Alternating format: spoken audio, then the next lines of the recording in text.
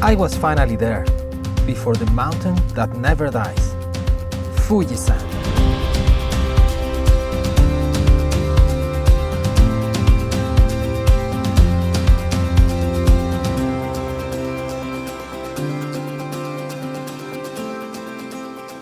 With amazing clear days and blue sky, we move around Mount Fuji, exploring different angles and new places.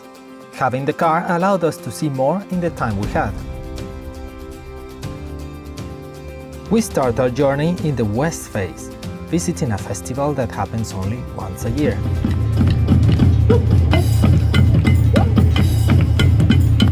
Well, today I am in the Sakura Festival. There's a lot of flowers of different colors and there's a nice view of Mount Fuji in the distance.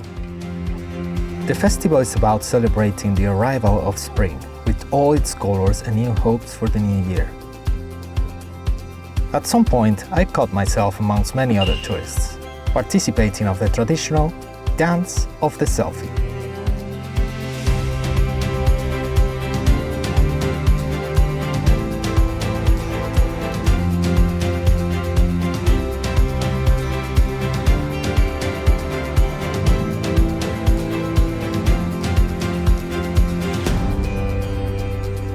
Just a short distance from the festival, we drove to a place that is known for a sad reason.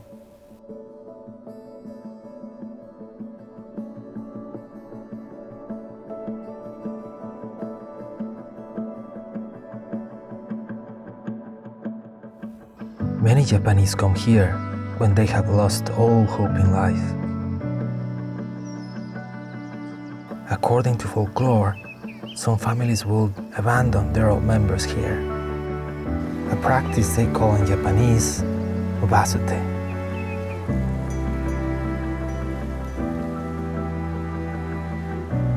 Some believe that if you walk in this forest while you are sad, you'll be lured off the path by the many spirits who roam the forest and disappear forever.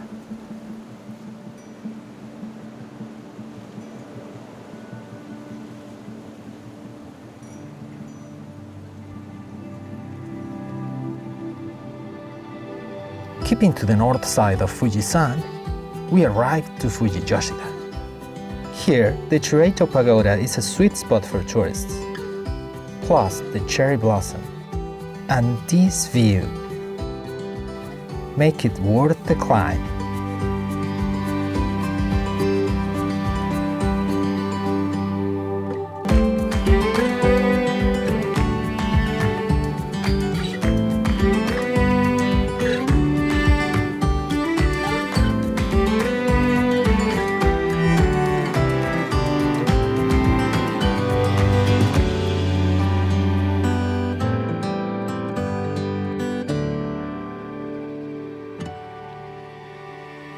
We finish our exploration in the Five Lakes area. It is as if each side of Mount Fuji had its own personality, from its dark old forests to its vibrant, colorful grasslands, the sunsets and the many landscapes, and the impressive water mirrors where the giant stares into its reflection.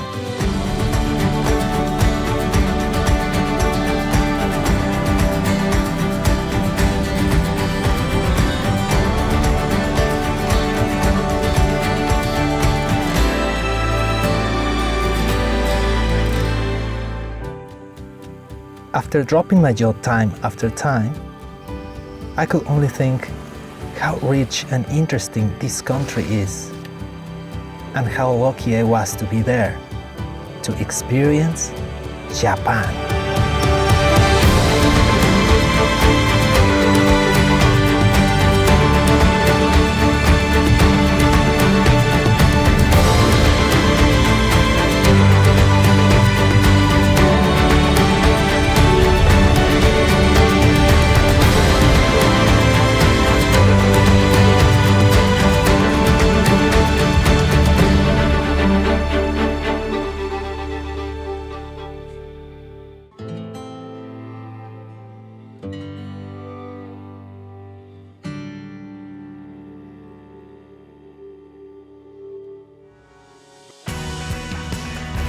Very well, so I'm having a soy sauce ramen. And welcome to Tokyo. Some kind of local Schwarzenegger. 3, 2, 1, now! Cool, cool, cool.